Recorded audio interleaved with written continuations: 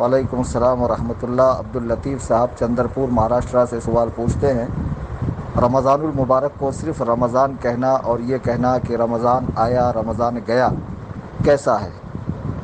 جو سوال آپ نے پوچھا ہے اس سے متعلق آج مجھے ایک ویڈیو ایک صاحب نے بھیجی ہے۔ بمبئی میں ایک تحریک ہے، اس تحریک کے نائب امیر صاحب اس سوال کا جواب دیتے ہوئے کہتے ہیں کہ رمضان اللہ کا نام ہے، اس لیے صرف ایسا نہیں کہنا چاہیے کہ رمضان آیا اور گیا۔ جب بھی کہیں تو پوری بات کہیں، رمضان کا مہینہ آیا رمضان کا مہینہ گیا، اور دلیل دے رہے ہیں کہ اللہ قرآن میں فرما رہا ہے شہر رمضان الذی انزل فیہ القرآن، کہ ہم نے قرآن کو رمضان کے مہینے میں نازل کیا۔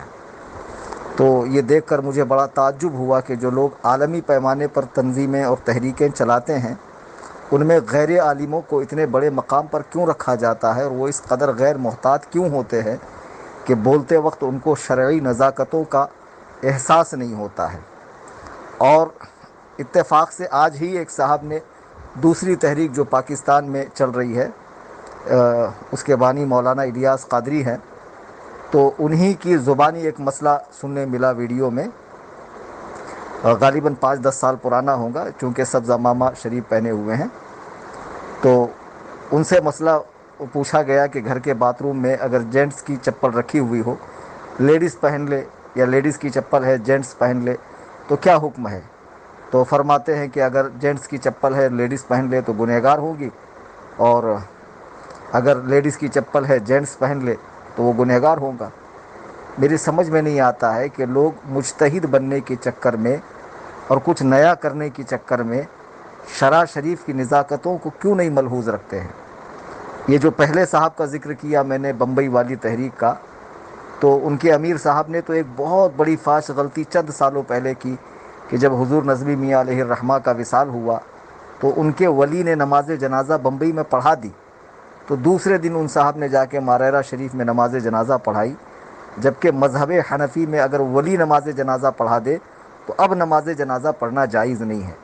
تو جن کو اتنے موٹے موٹے مسئلے نہیں معلوم ہوتے ہیں تو لوگ ان کو اپنا امیر بنا لیتے ہیں، اور پھر یہ کہ ان کی غلطی کو صحیح ثابت کرنے کے لیے ایڑی چوٹی کا زور لگاتے ہیں۔ علماء اگر ان کی اصلاح کرنا بھی چاہے اچھی نیت سے، خیر کی نیت سے، تو علماء کو اپنا دشمن سمجھنے لگتے ہیں۔ اللہ کے نبی علیہ السلام نے جو ارشاد فرمایا اتخذ الناس رؤوسا جخالا فسئلوا فافتوا بغیر علم، کہ قیامت کے قریب لوگ جاہلوں کو اپنا پیشوا بنائیں گے اور ان سے مسائل پوچھیں گے اور وہ بغیر علم کے فتوے دیں گے۔ تو واقعی یہ زمانہ آ گیا ہے۔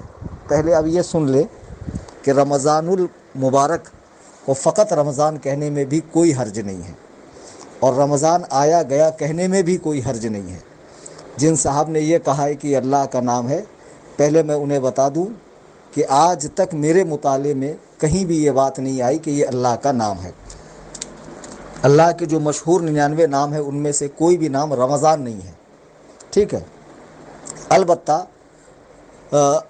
مکتبہ تشیع کی ایک ویب سائٹ ہے فقہ جعفریہ، اور ان کی کتابوں میں یہ لکھا ہے کہ یہ نام اللہ تعالیٰ کا ہے، تو رمضان آیا گیا نہیں کہنا چاہیے۔ مجھے بڑا تعجب ہے کہ جو تحریک عالمی پیمانے پر کام کر رہی ہے بمبئی والی، جس کا نام سنی دعوت اسلامی ہے، اس کے نائب امیر کو اگر مسئلہ لینا بھی ہے تو وہ شیعوں کے فقہ سے لے رہا ہے، شیعوں کی کتابوں سے معلوم کر رہا ہے۔ اور ان کی تحریک کا ایک اور خطیب ہے جو مشہور ہے، تو وہ بھی شیعوں کی روایات اپنی تقریروں میں بیان کرتا ہے۔ کئی بار علماء اس کو توبہ کرا چکے ہیں۔ فضائل اہل بیت میں من گھڑت قصے بیان کرتا ہے، موضوع احادیث بیان کرتا ہے۔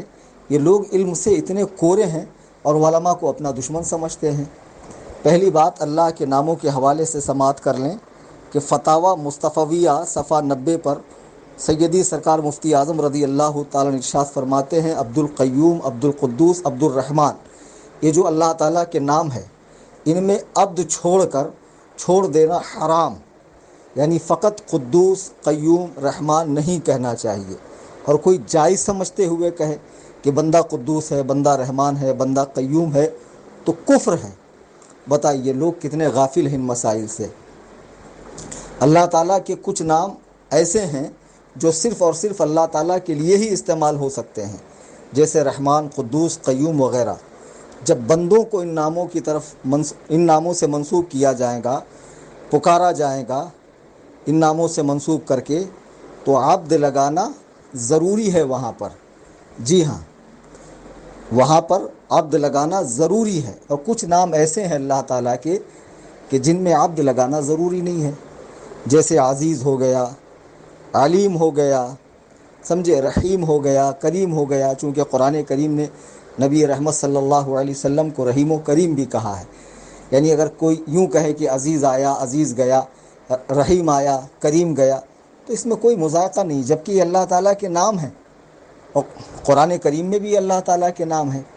تو جن ناموں کا اللہ کا نام ہونا معلوم ہے، اگر وہ نام بندوں کے ہوں تب بھی یہ کہنے میں مذائقہ نہیں ہے کہ رحیم آیا، رحیم گیا، کریم آیا، کریم گیا۔ البتہ اگر اس کا نام رکھنے والوں نے عبد الکریم رکھا ہے تو اب درست نہیں ہے کہ اسے کریم کہنا۔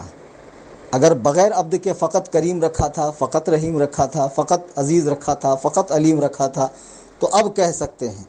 اور کچھ نام مختلف فی ہے، یعنی اس میں اختلاف ہے، جیسے قدیر ہو گیا، مقتدر ہو گیا، کہ بعض علماء کہتے ہیں کہ بغیر عبد کے جائز ہے، اور بعض علماء کہتے ہیں کہ بغیر عبد کے ناجائز ہے۔ اور رمضان یہ نام اللہ کا ہونا کسی کتاب میں اہل سنت و جماعت کی میں نے نہیں پڑھا ہے۔ تو جن صاحب نے یہ مسئلہ بیان کیا ہے، ذرا وہ بتا دیں کہ انہوں نے کہاں پڑھا ہے کہ اللہ کا نام رمضان ہے۔ یہ تو ان کے ذمہ ہے۔ اور اگر بالفرض یہ اللہ کا نام ہو بھی تو کیا یہ ان ناموں کی حیثیت رکھتا ہے کہ جیسے قدوس ہے، قیوم ہے، رحمان ہے، ان کے مقابلے کا نام ہے کہ بغیر اس میں عبد لگائے فقط نام لینا بندوں کے لیے حرام ہو جائے گا؟ ان ناموں کے مقابلے میں تو نہیں ہے نا۔ پہلے تو اس کا اللہ کا نام ہونا معلوم نہیں ہے۔ اگر بالفرض ہو بھی اور کوئی کہے کہ رمضان آیا، رمضان گیا، تو مراد اس کی مہینہ ہی ہوگا، مراد اس کی مہینہ ہی ہوگا۔ اور اللہ تعالیٰ نے اس لیے مہینہ استعمال کیا کہ اللہ نے 12 مہینے بنائے ہیں۔ تو کس مہینے میں قرآن اتارا یہ بتانے کے لیے کہا ہے شہر رمضان الذی انزل فیہ القرآن، کہ ہم نے جو 12 مہینے ہیں ان میں سے ان 11 میں نہیں بلکہ اس 12ویں کے اندر، یعنی اس ماہ رمضان میں قرآن کو اتارا ہے۔ اور کوئی یوں کہے کہ رمضان آیا گیا، اس میں کوئی مذائقہ نہیں ہے اور گنہگار ہونے والی کوئی بات نہیں ہے۔ اور دوسری بات، وہ جو صاحب نے ارشاد فرمائی کہ اگر باتھ روم میں مرد کی چپل ہو، لیڈیز پہن لے تو گنہگار ہو جائیں گی، ان کو سوچنا چاہیے کہ اتنا بڑا وہ حکم لگا رہے ہیں تو فقہ کا کون سا جزیہ ان کے ہاتھ لگ گیا؟ اس میں تشبہ بالرجال والی کون سی بات ہو گئی؟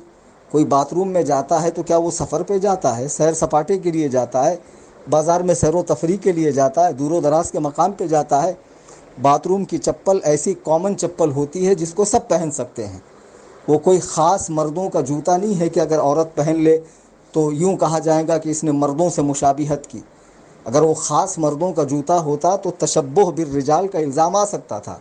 اگر خاص عورتوں کی سینڈل ہوتی اور مرد استعمال کرتا تو تشبہ بالنساء کا الزام اس پر آ سکتا تھا کہ اس نے عورتوں سے مشابہت کی ہے۔ اب یہ کہتے ہیں کہ عورتوں کی چپل الگ رکھی جائے، مردوں کی الگ رکھی جائے، تو پھر چھوٹے بچیوں کی بھی الگ رکھی جائے، چھوٹے بچوں کی بھی الگ رکھی جائے، یعنی باتھ روم نہ ہو گیا وہ ایک باقاعدہ اس کو دکان بنا لی جائے چپل کی۔